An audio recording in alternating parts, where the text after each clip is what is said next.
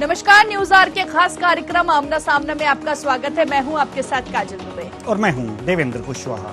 मध्य प्रदेश की सत्ता के गलियों में बीजेपी अपनी जन आशीर्वाद यात्रा लेकर चल रही है। इसकी शुरुआत 3 सितंबर को हुई, लेकिन इस यात्रा के महारथियों में सीएम शिवराज सिंह चौहान शामिल नहीं है। क्यों? ये बड़ा प्रश्न है। आखिर यात्रा के रथ पर इन्हें सवार क्यों नहीं किया गया? इन्हें महारथी क्यों नहीं बनाया गया? जानेंगे इन सवालों के जवाब। तो आइए शुरू करते हैं रथ पर सवार महारथी।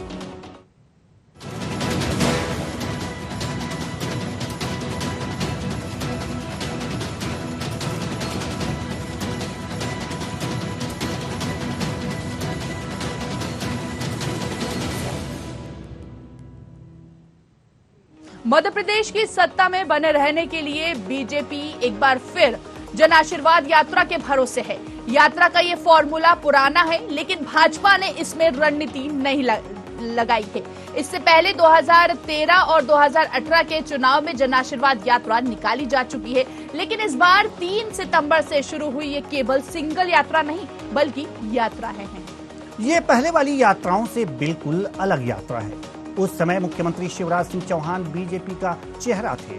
उन्होंने इस यात्रा की 95 दिन अगुवाई की थी। इस बार एक नहीं 5 यात्राएं निकाली जा रही हैं, जो 17 से 21 दिन में प्रदेश की 230 में से 211 विधानसभा सीटों को कवर करेगी। इनका शुभारंभ 3 सितंबर को चित्रकूट से पार्टी के राष्ट्रीय अध्यक्ष जेपी नड्डा कर चुके हैं। इस बार यात्रा के नए फॉर्मूले से बीजेपी को फायदा मिलेगा।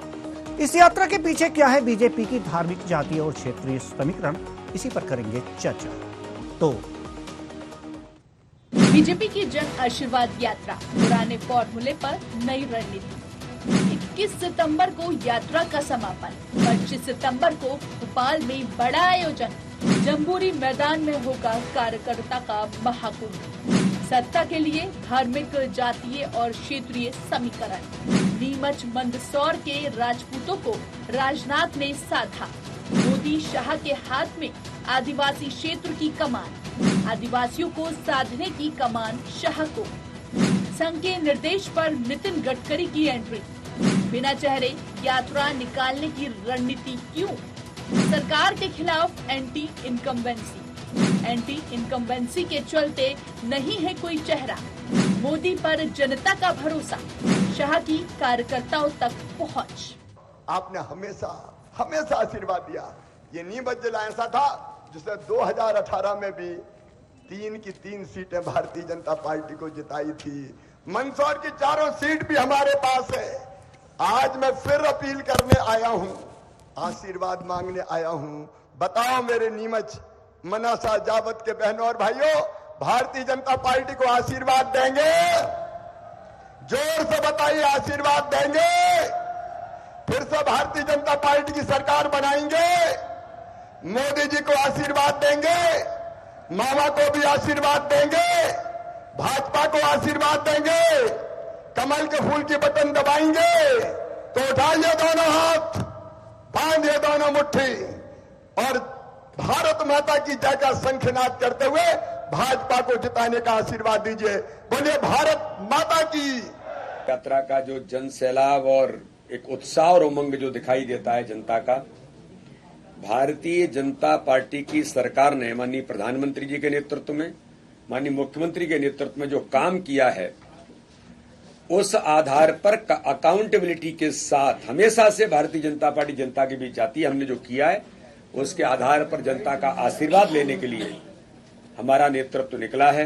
को माननीय देश के गृह मंत्री, जो मध्य प्रदेश के चुनाव पर जिनकी पैनी नजर है, ऐसे माननीय गृह मंत्री अमित शाह जी भारतीय राजनीति के आधुनिक चाणक्य, वो कल मंडला में जन आशीर्वाद यात्रा की शुरुआत करेंगे। तो वहीं कल श्योपुर में भी चौथी यात्रा की शुरुआत करेंगे और 6 तारीख को माननीय नितिन गडकरी जी, हमारे पूर्व राष्ट्रीय अध्यक्ष, केंद्रीय मंत्री, खंडवा से 5वीं जन आशीर्वाद यात्रा का शुभारंभ करेंगे।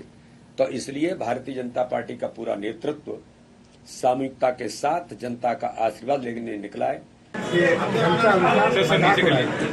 जिनको माफी मांगनी चाहिए वो आज आशीर्वाद मांग रहे हैं। ये आज हालात है। तो देखिए, जन आशीर्वाद यात्रा को लेकर कहीं ना कहीं हलचल जो है वो तेज होती नजर आ रही है। लगातार विधानसभा चुनाव जैसे जैसे करीब आते जा रहे हैं, वैसे वैसे पार्टी अपने संगठन को मजबूत करने के लिए कोई भी कोर कसर यहाँ पर नहीं छोड़ रही है। आज इसी मुद्दे पर बातचीत करेंगे। हमारे साथ खास मेहमान राम पांडे जी जुड़ गए, कांग्रेस प्रवक्ता हैं, साथ ही साथ कृष्ण गोपाल पाठक जो कि बीजेपी नेता हैं, साथ ही साथ डॉक्टर राहुल रंजन जो कि वरिष्ठ पत्रकार है। आप तीनों मेहमानों का सबसे पहले बहुत बहुत स्वागत करते हैं हम न्यूज आवर में। सबसे पहले पांडे जी, माफ कीजिएगा, पाठक जी, आपके पास मैं आना चाहूंगी। जिस तरह से भारतीय जनता पार्टी जन आशीर्वाद यात्रा निकाल रही है, इसको कितना फायदा यहाँ पर पहुंचेगा, पार्टी को कितना फायदा होगा जनता के बीच जाने में? देखिए, हम तो जनता के बीच जाने का काम पूरे 5 साल करते हैं, हर माह करते हैं, हर दिन करते हैं और प्रत्येक पल में करते हैं। भारतीय जनता पार्टी का कार्यकर्ता बूथ स्तर से लेकर शीर्ष स्तर तक लगातार जनता के बीच बना रहता है। अब चुनाव सामने है, भाजपा विकास और जन कल्याण के मुद्दे पर जनता जनार्दन का आशीर्वाद लेने निकली है और हमें भरपूर भरोसा है कि उनका आशीर्वाद और विश्वास हमें प्राप्त होगा, क्योंकि हमारे पास सकारात्मक काम है, अपने बताए अपने किए हुए काम है। वहीं कांग्रेस के पास ना मुद्दा है, ना ही उनकी नीयत है और ना ही उनकी कोई उपलब्धि है। वो सिर्फ और सिर्फ भारतीय जनता पार्टी के ऊपर ही ध्यान केंद्रित करके अपना चुनाव लड़ने जा रहे हैं। आज भारतीय जनता पार्टी जनता के बीच जाकर अपने काम बता रही है, यह बता रही है कि हमने लाडली बहनों को, प्रदेश की 1.25 करोड़ बहनों को लाडली बहन बनाने का काम किया है। 1250 रुपये इस महीने भी हमने हर बहन के खाते में डाले हैं, उसको हम आगे बढ़ाएंगे। हमने एवरेज हर विधानसभा में लगभग 21,000 गरीबों को प्रधानमंत्री आवास योजना के माध्यम से घर उपलब्ध कराए हैं। हर विधानसभा में एवरेज 21,000, हर विधानसभा में एवरेज हमने 46,000 किसानों को किसान सम्मान निधि के माध्यम से नरेंद्र मोदी जी की ओर से 6,000 और शिवराज सिंह चौहान जी की ओर से 4,000 देने का काम किया है। सारी योजनाएं, सारे काम हम जनता के सामने जाकर रख रहे हैं। कांग्रेस पार्टी से एक प्रश्न तो बनता है, भारतीय जनता पार्टी भी आज पूछना चाहती है कि हम 365 दिन जनता के बीच रहते हैं, वो एक विधानसभा क्षेत्र का ऐसा नाम बता दे जिस पर उनका संगठन लगातार सक्रिय हो या जनता के बीच जाने का काम कर रहा हो। आज भी वो अपने आलीशान दफ्तरों में बैठकर, एसी के नीचे बैठकर योजनाएं बना रहे हैं। वहीं से ट्विटर पर पहले चिड़िया उड़ाते थे, आजकल एक्स लिख रहे हैं। सोशल मीडिया पे भारतीय जनता पार्टी की आलोचना करके अपने दिन भर के काम की इतिश्री समझ लेते हैं। हमारा उनसे यही प्रश्न है, हम अपने सकारात्मक कामों के सहारे जनता के बीच जा रहे हैं, वो क्या लेके जनता के बीच जा रहे हैं? इसीलिए वो जनता के बीच जा नहीं पा रहे हैं। कमलनाथ जी घर बैठे रहते हैं, पहले मुख्यमंत्री थे तब मंत्रियों से नहीं मिल पाते थे, आज प्रदेश अध्यक्ष है तो कार्यकर्ता से नहीं मिल पाते हैं। हम किसी की आलोचना में नहीं पड़ रहे हैं, लेकिन कांग्रेस का जो रवैया है, कांग्रेस की जो इस समय नियत बन गई है सिर्फ और सिर्फ आलोचना करना, हम उसका जवाब दे रहे हैं। विकास यात्रा के माध्यम से, जन आशीर्वाद यात्रा के माध्यम से हम मध्य प्रदेश सरकार द्वारा, केंद्र की हमारी मोदी जी की सरकार द्वारा किए गए कामों के सहारे जनता के बीच जा रहे हैं, उनका आशीर्वाद मांग रहे हैं और फिर से हम उम्मीद जता रहे हैं कि हर वर्ष की भांति, हर बार की भांति वो हमें अपना आशीर्वाद देंगे, अपना समर्थन देंगे। हमारी 5 यात्राएं, जन आशीर्वाद यात्राएं प्रारंभ हो रही हैं। 3 तारीख से प्रारंभ होने की शुरुआत हो चुकी है, आज भी हुई, 5 तारीख तक होंगी। हम 18 दिन में 92 दिन का काम करने जा रहे हैं। 18 डेज में 92 डेज का काम करने जा रहे हैं। लगभग सारी विधानसभाओं को हमारी जन आशीर्वाद यात्राएं कवर करेंगी और हमारे पास लीडरशिप की एक बड़ी खासी अच्छी बड़ी टोली है। सब टीम भावना के साथ अपने आप को एक दूसरे में एकाकार करके इन 5 यात्राओं में सम्मिलित होने जा रहे हैं। आप देखिए, कल जेपी नड्डा जी ने शुभारंभ किया हमारी पहली आशीर्वाद यात्रा का। राजनाथ सिंह जी हैं, अमित शाह जी हैं, नितिन गडकरी जी हैं, फिर हमारी मध्य प्रदेश की लीडरशिप है। और 25 सितंबर को हम कार्यकर्ता महाकुंभ का आयोजन भोपाल के जम्बूरी मैदान में करने जा रहे हैं, जहां 10 लाख भारतीय जनता पार्टी के देवतुल्य कार्यकर्ता जो एक विचारधारा का प्रण लेकर चल रहे हैं, भारत को सर्वोच्च शिखर पर देखने का संकल्प लेकर चल रहे हैं, वो सब आएंगे। हम आएंगे आपके पास, वो सब आएंगे और आपके सामने उपस्थित होंगे। ठीक है सर, ठीक है, हम आपके पास आएंगे। राम पांडे जी, कांग्रेस प्रवक्ता, हम आपके पास आ रहे हैं। जन आशीर्वाद यात्राएं शुरू हो रही हैं और इसकी तमाम उपलब्धियां गिनाई जा रही हैं कि ये होगा, ये होगा, ये होगा, और ये भी कहा जा रहा है बीजेपी की तरफ से कि आप लोग एसी में बैठे रहते हैं। कहना क्या है आपका? कि पैसा इनके पास है, अदानी इनके पास है, 50% कमीशन इनके पास है, सरकार इनके पास है, और आप कह रहे हैं पैसा हमारे पास है। मतलब आपका कहने का मतलब ये है भ्रष्टाचार ये कर रहे हैं और पैसा जनता के पास है। भाई एसी रथ में ये चल रहे हैं, डल्लभ के गद्दे पर ये बैठ रहे हैं, 5 स्टार होटल की तरह इनके रथ बने हुए हैं, पानी की तरह ये पैसा बहा रहे हैं। तो पैसा इनके पास आ कहाँ से रहा है? ये कौन सी खेती किसानी कर रहे हैं जहाँ से इनके पास ये पैसा आ रहा है? पैसा तो वही है ना जो 50% कमीशन का जो भ्रष्टाचार चल रहा है। और ये यात्रा भी ये इनकी वसूली यात्रा है, जो जहाँ मिल जाए फाइन दस्तखत जितने पैसे और रास्ते में मिल जाए उतना अच्छा है। वैसे तो जैसे जैसे इनके नेता इस यात्रा में चल रहे हैं उनको सब समझ में आ रहा है, यात्रा में चलते हैं और फिर सीधे कांग्रेस कार्यालय पहुंचते हैं कि भैया भारतीय जनता पार्टी में तो दम बची नहीं है, वो तो खत्म हो रही है, कांग्रेस की सदस्यता दे दो। जब से इन्होंने यात्रा का अनाउंस किया है कि यात्रा होने वाली है, तब से इनका लगभग एक बड़ा नेता, 2 बड़े नेता रोज भारतीय जनता पार्टी ज्वाइन कर रहे हैं। और किस मुंह से ये यात्रा करने के लिए जा रहे हैं, कहाँ जाएंगे? भाई यात्रा शुरू करेंगे, भारतीय जनता पार्टी ज्वाइन कर रहे हैं या छोड़ रहे हैं? जी छोड़ भी रहे हैं और ज्वाइन भी कर रहे हैं। अच्छा, जैसे वीरेंद्र रघुवंशी इनके वर्तमान विधायक, अब बताइए वर्तमान विधायक भारतीय जनता पार्टी छोड़कर जा रहे हैं, और तब छोड़कर जा रहे हैं जब विश्व गुरु और विश्व के चाणक्य और विश्व की सबसे बड़ी पार्टी के अध्यक्ष पूरा डेरा मध्य प्रदेश के अंदर डाले हुए हैं और पूरे देश को भगवान भरोसे छोड़ दिया है। शर्मनी आती है कि केंद्रीय मंत्री 4-4 6-6 केंद्रीय मंत्री मध्य प्रदेश में पड़े हैं, जिनकी ड्यूटी है 28 राज्यों और बाकी बचे केंद्र शासित प्रदेशों को देखना।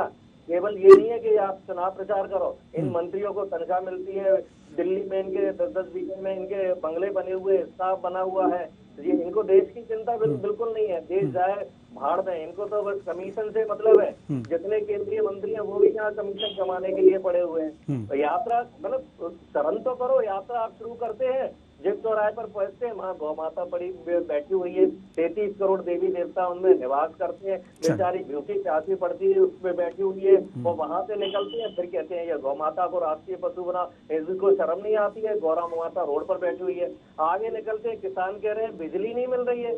इनके तुलसी सिलावट जो मंत्री है, कल जबरदस्त किसानों ने विरोध किया है कि बिजली नहीं है, और ये ड्रामा करते हैं कि बिजली सरप्लस है, पूरे हिंदुस्तान को बिजली हम सप्लाई कर रहे हैं। अभी इनकी पोल खुल रही है कि नहीं? इनके मंत्री के सामने बोला है इनकी अगर इतनी खामियां हैं तो कांग्रेस को खुश होना चाहिए ना, वो तो बैठे बिठाए सत्ता में आप आ जाएंगे, इतनी खामियां हैं तो ठीक है। देखिए कांग्रेस को जो खुश होना चाहिए भाई, खामियां है ये तो दुख की बात है ना कि जनता का नहीं, सत्ता में आ जाएंगे ना आप, सत्ता में आ जाएंगे। अगर सत्ता के भूखे ये है, हम सेवा के लिए, हमने देश को स्वतंत्र सेवा के लिए कराया है। हाँ, तो सेवा के लिए तो राजनीतिक संगठन में आने की क्या जरूरत है सर? हमें सेवा करनी है देश की। सामाजिक संगठन रजिस्टर्ड कराइए, उससे सेवा कीजिए। जी सामाजिक संगठन रजिस्टर्ड कराइए, उससे सेवा कीजिए। राजनीतिक संगठन में आने की क्या जरूरत है? नहीं तो आपको ज्ञान नहीं है जो हर चीज का एक प्लेटफॉर्म होता है, हर चीज का एक दायरा होता है, सामाजिक संगठन का एक दायरा होता है। आज आरएसएस सामाजिक संगठन है, क्या आरएसएस गृह मंत्री बना सकता है? क्या आरएसएस केंद्रीय तो सत्ता में आना है ना? कहने का मतलब लब्बोलू आप तो वही हुआ ना पांडे जी कि सत्ता में आना है, मंत्री बनाना है। सर नकारिए चाहे कुछ भी, नहीं नकारिए सर, चाहे कुछ भी नकारिए, बात वही है कि सत्ता में आना है। हाँ, आप पॉजिटिव सोच के साथ आ रहे हैं, ये अलग बात है सर। आप क्यों बोल रहे? नहीं ये अलग बात है। नहीं हम किसी के तरफ से नहीं बोल रहे हैं। पहली बात तो ये है, नहीं पहली बात तो ये है कि आप पॉजिटिव सोच के साथ आ रहे हो। मेरी बात भी सुन लीजिए सर। नहीं मेरी बात भी सुन लीजिए ना सर, मेरी बात तो थोड़ा सा सुन लीजिए। केजी पाठक को सुना तो मुझे भी सुन लीजिए ना। हाँ ठीक है, मैं आपको भी सुन रहा हूँ। केजी पाठक ने क्या कर दिया ऐसा कि आपने उनकी पूरी बात सुनी, आपने उनको पूरा टाइम दिया, 1 मिनट उनको नहीं टोका? क्या कारण था केजी पाठक को पूरे सुनने का? नहीं एक प्रश्न बनता है ना, आपसे प्रश्न बनता है, मैं पूछ रहा हूँ तो जवाब तो सुनिए ना। हाँ तो प्रश्न तो रख लेने दीजिए ना। रखिए ना। नहीं सर प्रश्न रख लेने दीजिए। तो आप तो जवाब भी तो सुनिए, पूछिए प्रश्न, और लेकिन फिर आप धैर्य तो रखिए जवाब सुनने का। हाँ ठीक, 50 प्रश्नों का सवाल दूंगा, आप पूछिए। नहीं ठीक है, मेरा प्रश्न रख लीजिए। सवाल तो पूछो। हाँ तो पूछ तो रहे हैं ना, पूछ रहे हैं सर, पूछ रहे हैं। सवाल तो पूछो, समय क्यों खराब कर रहे हो? हाँ आप समय खराब कर रहे हैं सर। आप समय खराब कर रहे हैं। मेरा सवाल यही है कि अगर जो आप पॉजिटिव सोच के साथ राजनीति में आ रहे हैं तो इसे स्वीकार कीजिए ना कि हम पॉजिटिव सोच के साथ आ रहे हैं। हाँ, सत्ता हासिल करेंगे और पॉजिटिव सेवा करेंगे, न कि नकारात्मक रूप से आएंगे। अगर जो बीजेपी नकारात्मक है तो उसका विरोध करेंगे। ये आप बात कहिए, सीधी सीधी बात है जी। और दूसरी बात मैं जवाब दूं? जी, जवाब दीजिए। आप ध्यान से सुनिएगा जी। ठीक है। 1947 में लोकतंत्र की स्थापना हुई थी। लोकतंत्र की स्थापना हुई, संविधान बना। संविधान आप पढ़िए, ये देश को लूटने के लिए संविधान नहीं बना है, देश को लूटने के लिए लोकतंत्र नहीं बना है जो भारतीय जनता पार्टी लूट रही है। संविधान पढ़िए, संविधान देश की सेवा करने के लिए बना है। संविधान इसलिए नहीं बना है कि सत्ता के लिए आप साम दाम दंड भेद अदानी जो भी कुछ करना है मार काट वो सब कीजिए। आप जनता के बीच में जाइए, आप काम के आधार पर वोट मांगिए, आप काम कीजिए, बिजली सड़क पानी रोटी कपड़ा मकान स्वास्थ्य शिक्षा सब दीजिए, आप काम कीजिए। और ये जो कमीशन दलाली जो चल रही है 50%, यदि ये कोई करता है तो ये महागलत है। आप कह रहे हैं कि जो भी पार्टी आ रही है वो सत्ता के लिए आ रही है, ये भारतीय जनता पार्टी का कल्चर है। ये देश की सेवा करना, IIT बनाना, ये इसमें हमारा क्या लालच था? IIM बनाना, इसरो बनाना, चांद पर पहुंचे, ये डैम बनाना। आज मध्य प्रदेश में क्यों पानी की कमी हो रही है? क्योंकि भारतीय जनता पार्टी ने ना डैम बनाया, ना तालाब बनाए, ना नहरें बनाई है, कुछ नहीं बनाया। बिजली की कमी क्यों है? क्योंकि बिजली के प्लांट नहीं बनाए। कांग्रेस की सरकार थी तो बिजली के प्लांट बनाए हुए। भाई जन आशीर्वाद क्यों इसका नाम ही गलत रखा हुआ है? कौन सुखी है बताइए? क्या बेरोजगार इनको आशीर्वाद देंगे? भाई बेरोजगार कैसे स्वागत करेंगे जब ये उनके बीच में जाएंगे? भैया महंगाई से जो लोग मर रहे हैं कैसे वो स्वागत करेंगे? वो कैसे इनको माला पहना सकते हैं? जो लोग महंगाई से परेशान है, जो किसान बिजली पानी से परेशान है, जो महंगे खाद बीज से परेशान है, वो इनको कैसे स्वागत कर सकते हैं? कौन सा ऐसा वर्ग है जो इनको स्वागत करेगा? भाई पटवारी भरी परीक्षा इन्होंने घोटाला कर दिया, 15-15 लाख उसमें खा गए। महाकाल लोग घोटाला कर दिया, सारम बांध के पूरे डैम को बहा दिया। कहाँ ये घोटाला नहीं कर रहे, कहाँ भ्रष्टाचार नहीं कर रहे? पूरा का पूरा पैसा डकार रहे हैं। ये पूरे फाइलों में सड़कें बन रही है, फाइलों में रोड बन रही है, फाइलों में बिल्डिंग बन रही है, सारे काम इनके फाइलों में हो रहे हैं। पूरा जनता का हम आपके पास आएंगे। हमारे साथ एक और मेहमान 4,30,000 करोड़ कर्जा क्यों है? ठीक है, 4,30,000 करोड़ कर्जा इसलिए क्योंकि भारतीय जनता पार्टी के लोग पैसा खा गए और उसी पैसे से ये अपनी यात्राएं निकाल रहे हैं, ऐशो आराम कर रहे हैं, मौज मस्ती कर रहे हैं। ठीक है सर, ठीक है, हम आपके पास आएंगे। डॉक्टर राहुल रंजन, हम आपके पास आना चाहते हैं। जैसा कि ये अभी जो बात हो रही थी राजनीतिक दलों की बात हो रही थी और राजनीतिक दल कांग्रेस का कहना है, जैसा कि अभी राम पांडे जी ने कहा है कि सत्ता का लोभ नहीं है। क्या आप आज की राजनीति में, आजकल की राजनीति में, मध्य प्रदेश की राजनीति में या केंद्र की राजनीति में किसी राजनीतिक दल से ये उम्मीद करते हैं कि उन्हें सत्ता का लोभ नहीं है?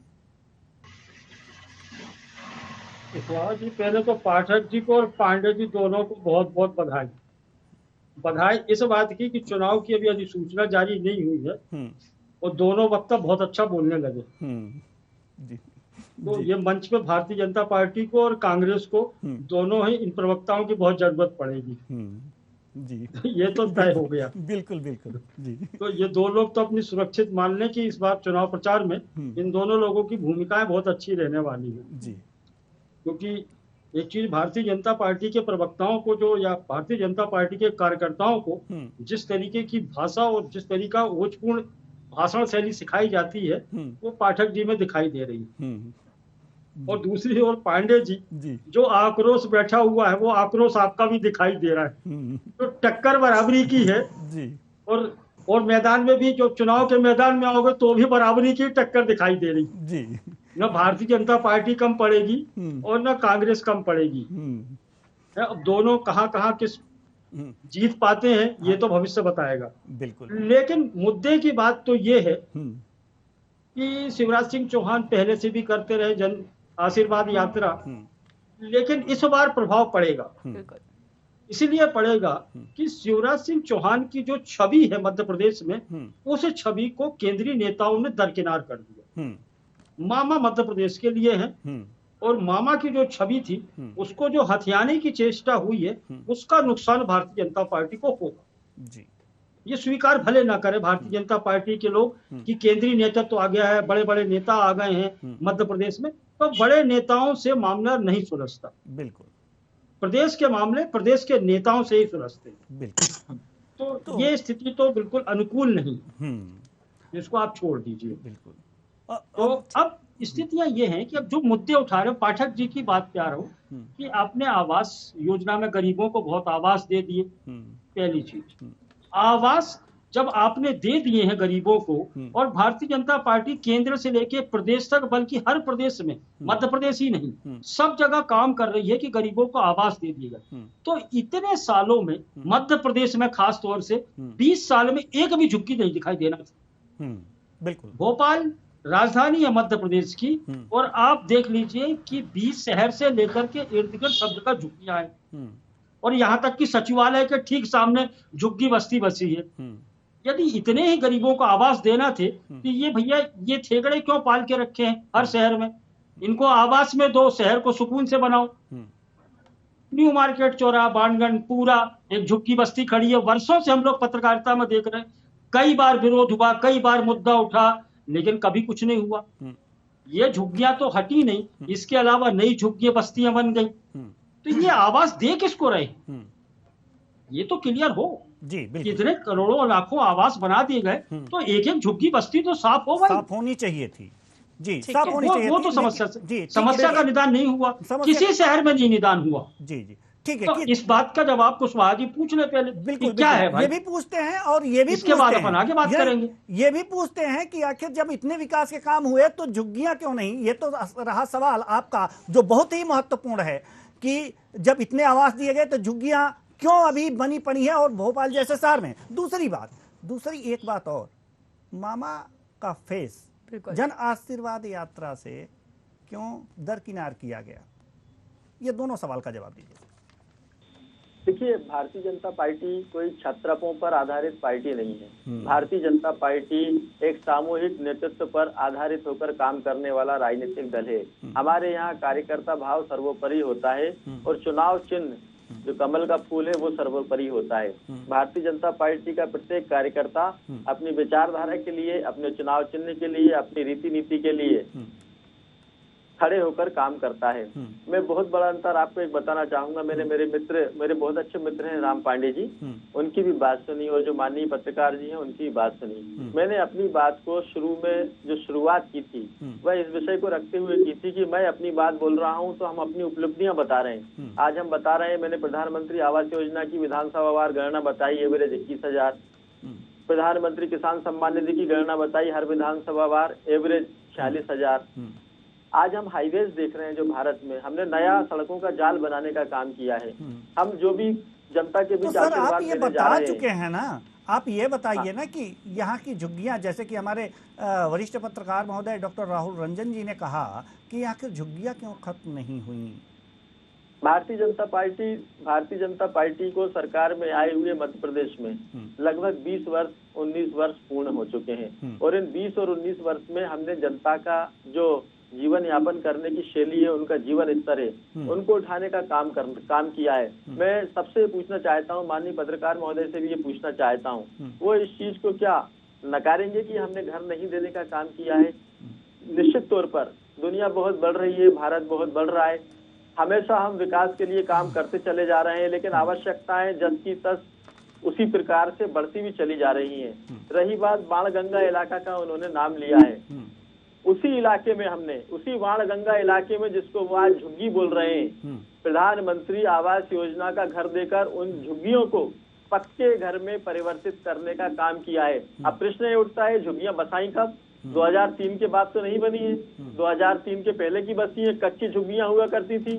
हमने प्रधानमंत्री आवास योजना के माध्यम से उनको उसी जगह पर फंड देकर पक्का घर बनाने का काम किया है, पक्का घर देने का काम किया है। आप जिनको आज झुग्गियां बोल रहे हैं, आप कब से नहीं गए? मैं आपसे प्रश्न करना चाहता हूं, आप एक बार जाइए, उन झुग्गियों की जगह आपको अच्छे पक्के घर, शौचालय वाले घर देखने को मिलेंगे। नरेंद्र मोदी जी ने अपने प्रधानमंत्रित्व काल में पिछले 7 साल में यही काम सबसे बड़ा किया है, राम पांडे जी को उतारने का।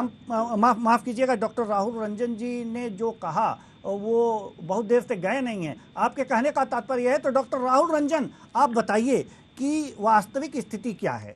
उसके बाद राम पांडे जी से सवाल करेंगी हमारी सहयोगी काजल दुबे जी। टीम भेज दीजिए, बाणगंगा को दिखवा लीजिए, बल्लभ नगर को दिखवा लीजिए, और विंध्याचल और सतपुड़ा और बल्लभ भवन के इर्द गिर्द की झुग्गियों को दिखवा लीजिए। भोपाल शहर के बाहर बीच में मत जाइए। ये कह रहे हैं वहां मल्टी बन गई है, वहां आवास योजना बन गई है, वहां कहां शिफ्टिंग हुई है ये बता देना।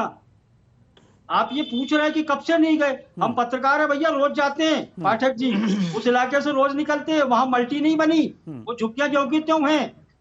ये किस कागज की खेल चल रहा है भैया? किस कागज पे चल रहा है, किसकी आंकड़ेबाजी चल रही है, ये तो बता दो। बताइए पाठक जी। कुशवाहा जी कल टीम भेज करके भैया कवरेज करवा लिया जाए। बिल्कुल बिल्कुल कुशवाहा जी में फिर से वही मेरा जवाब है, हमने जितने आवास दिए हैं उन झुग्गियों को स्थान वही है, स्थल वही है। उन झुग्गियों को पक्का घर बनाने के लिए प्रधानमंत्री आवास योजना के माध्यम से फंड दिया है और उस गरीब व्यक्ति ने अपने जीवन स्तर को सुधारा। ठीक है सर, कल हमारी टीम जाएगी, हमारी टीम यहाँ जाएगी, हमारी टीम जाएगी और ये पड़ताल जरूर करेगी कि झुग्गी है या नहीं, झुग्गी है या नहीं, इसकी पड़ताल करेगी। अच्छा रहेगा, अच्छा रहेगा, आपकी जानकारी बढ़ेगी, अच्छा रहेगा। मेरी बात पूरी कर लेने दीजिए। जी जी हाँ जी। देखिए, जीवन स्तर सुधरा, बिल्कुल स्वीकार है। झुग्गियों में भी टीवी है, फ्रिज है, मोटरसाइकिल पे चल रहे हैं, और एक बड़े अच्छे मकान में रहने वाले की से ज्यादा स्थिति आपने बहुत सुधार दिया। धन्यवाद भारतीय जनता पार्टी को कि जीवन स्तर, हम जीवन स्तर की बात नहीं कर रहे, हम शहर की उस खूबसूरती की बात कर रहे हैं जिसे भारतीय जनता पार्टी के मुख्यमंत्री शिवराज सिंह चौहान से पहले भी भारतीय जनता पार्टी के चाहे बाबूलाल गौर जी हो और सुंदरलाल पटवा जी हो, सबने इसको ऐसा किया कि बहुत सुंदर शहर, इसको सुंदर होना चाहिए। यहाँ झुग्गियां दागनुमा लगती। हम इतिहास में नहीं जा रहे कि किसने बसाई है, क्यों बसाई है। 20 साल से भारतीय जनता पार्टी शासन में है, तो भारतीय जनता पार्टी ने आखिरकार क्या किया? जीवन स्तर सुधारने की बात नहीं है, जीवन स्तर सबका सुधर गया, जी। सब कमाने खाने लगे, कोई भूखा नहीं सोता है, और भारतीय जनता पार्टी ने इसकी व्यवस्था कर दी है। फ्री में अनाज मिल रहा है, लाडली बहनाओं को सामान पैसा मिल रहा है। ये तो एंड टाइम पे चीज आ गई ना जिसका आप उल्लेख कर रहे हो। ठीक है, जीवन स्तर की बात नहीं है, जो सुविधाएं दी गई उनकी बात कर, जो मूलभूत सुविधाएं जिनकी बात करते हैं।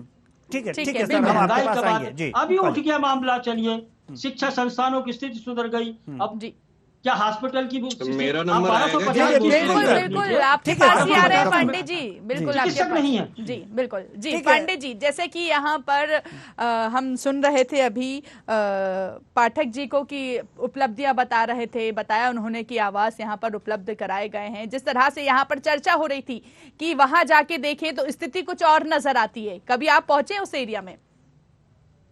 जी, मैं तो सब जगह जाता हूँ, प्रवक्ता के साथ साथ फील्ड में भी काम करता हूँ। मैं ग्रास रूट लेवल पर मैं जाता हूँ और सब जगह देखता हूँ। जिनको आवास मिले हैं उनसे भी बात हुई है मेरी, उन सब ने बताया है कि हमें 50% देना पड़ा है, जितना मिला है 50% हमें देना पड़ा है। जिनको दिया है उन्होंने बताया है कि इसमें से ऊपर तक पैसा देना पड़ता है। ठीक है, और कई जो जीडीए, नगर निगम, इनके भी जो फ्लैट बनते हैं जिन्हें लोग 20-20, 25-25 लाख में खरीदते हैं, उन मकान को भी इन्होंने अपने प्रधानमंत्री आवास में डाल रखा है। उसकी गिनती भी उनमें डाल रखी है, क्योंकि मेरे कुछ मित्रों ने उनमें मकान खरीदे हैं। जब मैंने पूछा कितने में, तो बोले 20 लाख में, और ये इन्होंने उसको प्रधानमंत्री आवास में डाल रखा है। दूसरा क्या है कि 100 लोगों को यदि मकान मिला है तो 1 लाख गरीब बना दिए, इसलिए ये झुग्गी झोपड़ियां बढ़ती जा रही हैं, इसलिए चारों तरफ गरीबी बढ़ती जा रही है। वही लाखों करोड़ों लोगों का खून चूस रहे हैं कमीशन के माध्यम से, महंगाई के माध्यम से, और फिर थोड़ा सा ये 100 लोगों को वो भी 50% कमीशन लेकर कुछ कर देते हैं, तो ये इसका पूरा दुनिया में ढोल पे पीटते हैं। और दूसरा इन्होंने कहा भारतीय जनता पार्टी ये आदर्शवाद था, वो आदर्शवाद था। आदर्शवाद हुआ तो आज पूरे मीडिया में चल रहा है। केवल लाडली बहना उमा भारती जी को ही नहीं इन्होंने सम्मान दिया, जिस लाडली बहना के कारण ये भारतीय जनता पार्टी 20 साल से मध्य प्रदेश में सत्ता का लोभ ले रही है, 50% कमीशन कमा रही है। उसी जो इनकी सबसे सीनियर है लाडली बहना है, शिवराज जी राखी बनाते हैं, वो कह रही हैं कि शिवराज जी, भारतीय जनता पार्टी ने तो मुझे बिल्कुल तिरस्कृत कर दिया है, पूछा ही नहीं है, जन आशीर्वाद यात्रा में मुझे बुलाया ही नहीं गया है, अब तो बुलाया जाएगा तो भी मैं नहीं जाऊंगी। इन्होंने ये अभी कुछ घोषणा कर दी कि हमने रोडें बनवाई, ये तो मोदी जी ने बता दिया, सीएजी की रिपोर्ट ने बना दिया कि 18 करोड़ की जो रोड है वो 250 करोड़ में बना रहे हैं। आप सोचिए मोदी जी कितना बड़ा भ्रष्टाचार कर रहे हैं। ये मोदी जी के कैग की रिपोर्ट है, और जो आईएएस है वो मोदी जी के अंडर में पहले भी काम कर रुक चुका है, उसी को कैग का उन्होंने वो बनाया हुआ है डायरेक्टर। वो कह रहा है कि जो नितिन गडकरी के अंडर में जो रोड बन रही है वो 18 करोड़ की रोड 250 करोड़ में बन रही है। आप सोच लीजिए 225 करोड़ से ज्यादा 1 किलोमीटर पर ये रोड ये लोग खा रहे हैं। तो ये जन आशीर्वाद यात्रा में ये पैसा नहीं लुटाएंगे तो क्या करेंगे ये?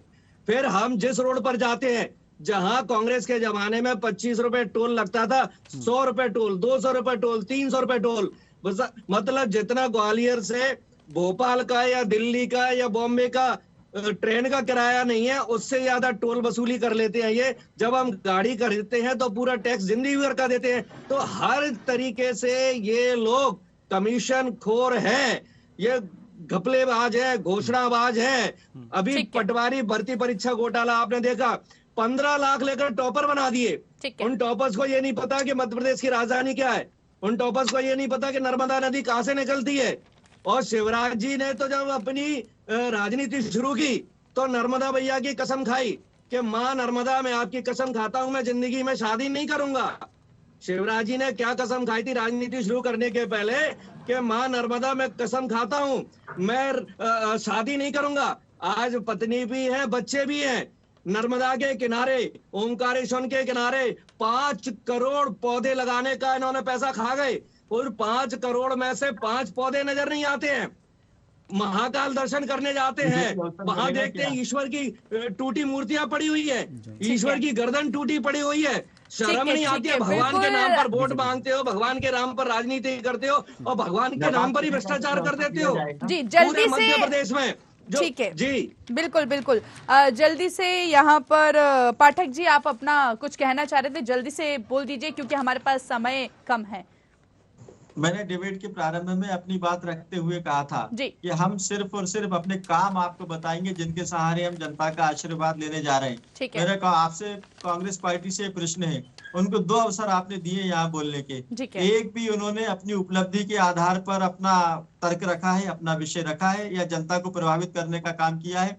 भारतीय जनता पार्टी का नाम ले लेकर आप भारतीय जनता पार्टी की कमियां निकाल कर आप जनता के बीच जाने का प्रयास नहीं कर रहे हैं। आप सिर्फ मीडिया के सामने अपना चेहरा चमकाने का प्रयास कर रहे हैं, जबकि भारतीय जनता पार्टी जनता के बीच जाकर जन आशीर्वाद यात्रा के माध्यम से समर्थन जुटा रही है, उनका आशीर्वाद ले रही है। हम उनको बता रहे हैं लाभार्थियों को कि हमने आपके लिए यह किया है, इस योजना के माध्यम से हमने मध्य प्रदेश के करोड़ों लोगों को यह फायदा दिलाया है, लाखों लोगों के लिए यह काम किया है। ठीक है, ये आप पहले भी बोल चुके हैं। बिल्कुल पाठक जी, आपने अपनी उपलब्धि बताई। यही प्रश्न है जी बिल्कुल। जल्दी से यहाँ पर पांडे जी आप अपना कुछ कहना चाह रहे थे, जल्दी से बोल दीजिए क्योंकि सुई आगे बढ़ने की इजाजत नहीं दे रही है। जी, मैं ज्यादा नहीं बोलूंगा जी। आप मध्य प्रदेश में किसी से भी पूछ लीजिएगा कि 100 रुपए में 100 यूनिट बिजली मिलती थी कि नहीं। किसी भी किसान से पूछ लिएगा, आप तो गांव में जाइएगा कि आपका किसानों का कर्जा माफ हुआ कि नहीं। मध्य प्रदेश के किसी भी पुजारी से पूछ लीजिएगा कि आपका वेतन 3 गुना हुआ कि नहीं। मध्य प्रदेश में किसी भी वृद्धा महिला से पूछ लीजिए, वृद्धा महिला से पूछ लीजिए कि उनकी पेंशन डबल हुई कि नहीं। मध्य प्रदेश के गांव में चले जाइए, 1000 गौशालाएं बनाने का काम कमलनाथ जी ने किया कि नहीं। भोपाल और इंदौर में देख लीजिए, लोगों से पूछ लीजिए, भोपाल इंदौर की मेट्रो का शिलान्यास बजट आवंटन कमलनाथ जी ने किया नहीं। उज्जैन में आप महाकाल लोक के बारे में पूछ लीजिए, 300 करोड़ स्टार्टिंग में बजट पास कमलनाथ जी ने महाकाल लोक के लिए किया था। तो बताने के लिए समय कम पड़ जाएगा। आपने कहा कि कम समय में बताइए तो इतना पर्याप्त। डॉक्टर राहुल रंजन, हम आपसे जानना चाहेंगे कि जो भी मध्य प्रदेश की राजनीतिक स्थितियां हैं उसके बारे में, अगर जो दोनों दल फोड़ तोड़ किए हुए हैं, इसमें वास्तव में अगर जो सार्थक राजनीति की जाए तो इन दोनों दलों को क्या करना चाहिए? जल्दी से सर, क्योंकि समय बिल्कुल भी नहीं है। देखिए, एक चीज है कुशवाहा जी, आप एक समझ लीजिए कि आशीर्वाद दिल से दिया जाता है, आशीर्वाद मांगा नहीं जाता जी। और यदि हम लोग सनातनी परंपरा के हैं तो ये किसी के पास जाकर के या किसी के दरवाजे जाके ये नहीं कहते कि मुझे आशीर्वाद दे दो। ये तो स्वतः परंपरा है, दिल से निकलने वाली चीज है। और यदि दिल से निकली होगी मध्य प्रदेश के लोगों के, भारतीय जनता पार्टी ने उनका भला किया है तो दिल से उनको मिलेगी दुआएं।